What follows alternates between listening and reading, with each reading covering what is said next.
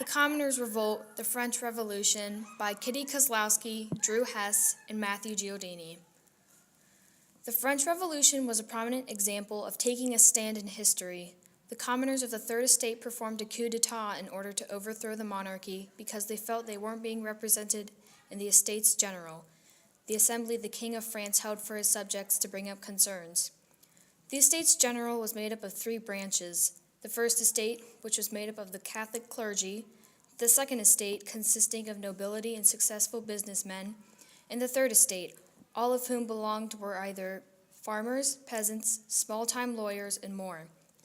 The Third Estate was made up of two classes, the middle and lower. There were about 96% of France's population. The middle and lower class shouldered all of France's debts by paying taxes. Because the Second Estate, or nobles, refused to pay taxes, the Third Estate was forced to pay them. This was the largest reason as to why the rebellion was sparked. It was just one of the many reasons as to why the French Revolution occurred, including the nation's war debts, the large sum of money lent out to America during their revolution, and the little representation they had. Louis Auguste married Marie Antoinette at age 15 and became king 5 years later. King Louis XV died unexpectedly due to smallpox, leaving his grandson, now known as Louis XVI, to care for the many problems he had left behind. Marie and Louis's marriage was unsuccessful at first, but after a few scandals and affairs, they had children. Many rumors floated about, saying that her first two children were from the Swedish Count Axel von Fersen. These speculations caused an uproar, making the Queen strongly disliked in the Third Estate. She was already infamous for spending the tax money on extravagant dresses and jewelry, and for saying, "Let them eat cake." Although it was not proven these words were spoken, historians claim extremists spread this gossip. The start of the French Revolution began after Louis XVI called the Estates General for the first time in 175 years to analyze the economic depression on May 5, 1789. It was decided that the Third Estate could be overridden by the First and Second, angering them and their representatives. On June 20th, 1789, members of the Estates General for the Third Estate all agreed to take a pledge known as the Tennis Court Oath.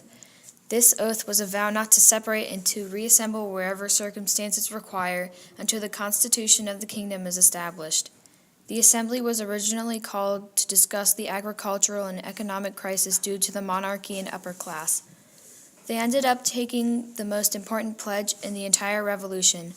576 of the 577 in attendance of this assembly agreed to take the oath. The only man who refused was a man by the name of Joseph Martin Dosh, who would only take orders from the king. The Tennis Court Oath was one of the most infamous turning points, if not the most pivotal, in the French Revolution. The first attack was on the Bastille on July 14, 1789. The Bastille was a state prison in Paris that represented monarchy rule. The storming of the Bastille is still known as one of the most significant events to transpire in the French Revolution. The revolutionists included middle-class members, lower class, and many of the men from the National Guard. The National Guard was the French militia and a main source of income for men to earn for their families. Their earnings were very little, but it was better than nothing. Despite the difference in political views, they had to obey their superiors, who were usually the nobles. During the storming of Bastille, most of the soldiers used 69 to 71 caliber muskets. The soldiers got their weapons from the Hotel National in Valdez. Many weapons were stored at the hotel, including 30,000 muskets and a few cannons. Later in the war, the soldiers used artillery, cavalry, and infantry. Infantry weapons are the most common, which consisted of a musket and bayonet, which was practical for hand-to-hand combat. The artillery weapons consisted of cannons, mortar, and especially the German howitzer cannon, which is very mobile and accurate. The cavalry was not a big part of the wars, but when they were used, the cavalrymen used a flintlock pistol and swordplay, which was a deadly combo of attack. During this time of tension, the next important event took place. All the while, when commoners fought for their rights, they composed the Declaration of the Rights of Man and Citizen on August 26, 1789. It was inspired by the American Declaration of Independence. This was written for the sake of the poorly treated commoners to show the royalty that they deserved fair and equal treatment with the other classes. On June 12, 1790, Catholicism began to lose meaning when the nobles signed an oath stating that they would remain loyal to the crown instead of the church. This ensured that the royalty that they would always be loyal subjects in the upcoming battles to come. After seeing how much the revolutionists despised his family and himself, Louis XVI made an effort to flee the country to Marie's home country, Austria. However, they were caught and put under probation for trying to leave the country in the middle of a crisis on June 20th, 1791. The fact that their king has attempted to abandon his country only enraged the subjects. By now, even most of the nobles had joined the revolutionist cause. Following the 2 years of fighting back and forth for basic rights, Louis XVI and his family were arrested. Louis XVI was sentenced to death for plotting against the rights of a citizen by the guillotine on January 21st, 1793. Marie Antoinette was charged with treason and followed her husband into execution by the guillotine roughly 9 months later, on October 16, 1793, at Place de la Révolution, the same square where her husband was executed. While being in the jails, one of their sons died from tuberculosis due to horrible conditions. After the execution of both Louis XVI and Marie, the Reign of Terror began shortly after.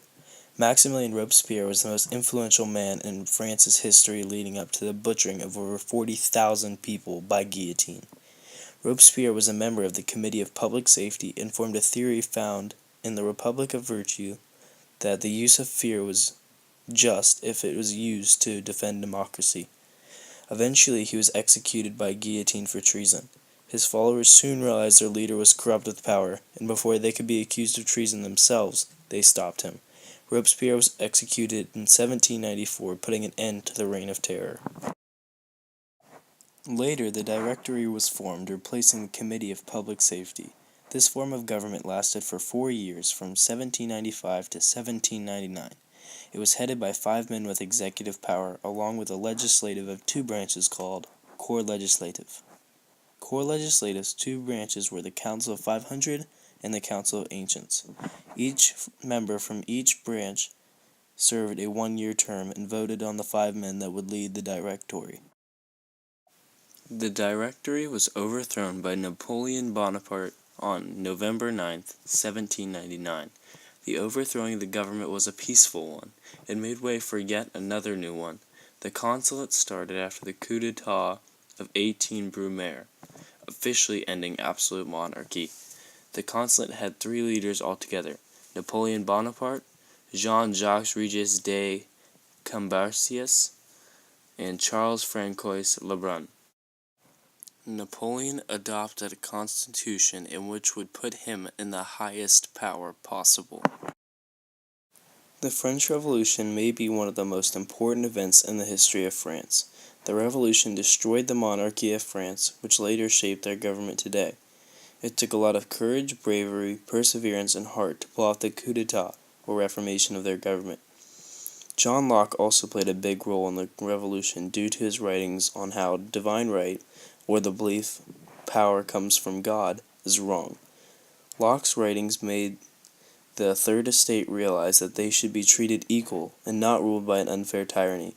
The French Revolution inspired many people throughout Europe and spread ideas that all men are created equal and deserve to be happy. The people in France owe a huge debt to the brave soldiers who fought and died for the cause of their freedom against the unfair monarchy that ruled over France for a long time. The French Revolution is a very important event in history that affected the people in the world we know today.